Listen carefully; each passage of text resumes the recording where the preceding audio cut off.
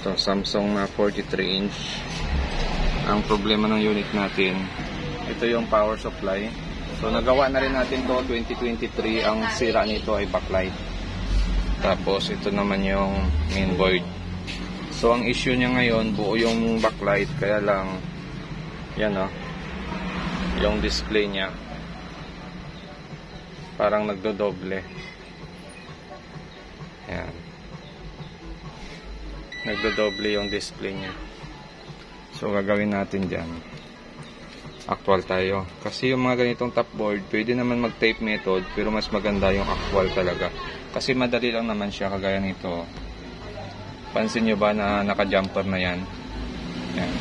Kasi nag-try na tayo mag-remove ng mga resistor dyan. So nagyari, blanco.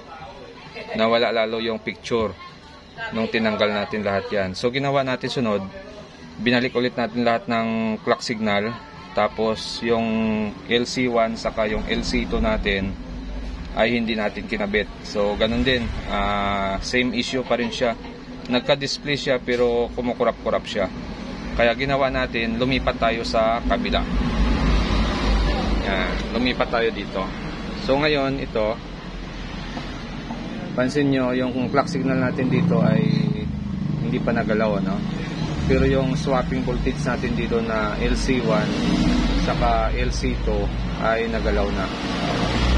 So yan yung display niyan pag nakatap yung LC1, LC2 natin. Naka-zoom lang tayo. Yan. So yan na, parang nagdodoble yung picture. Gagawin natin dyan, tatanggalin natin yung LC1, LC2 dito. Yan. Bubunutin muna natin. Tapos tatanggalin natin yung jumper na binalik natin kanina.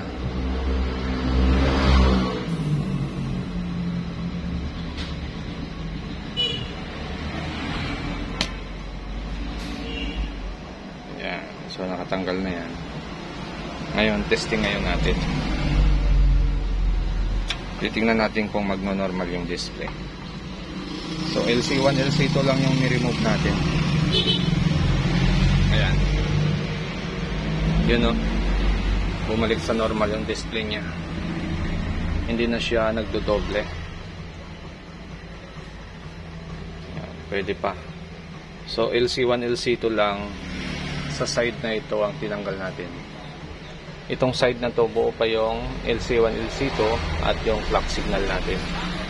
At kung bago lang kayo sa aking channel, huwag kalimutan mag-subscribe. So okay na ito. Obserbahan na lang natin to kung magtuloy-tuloy na siya.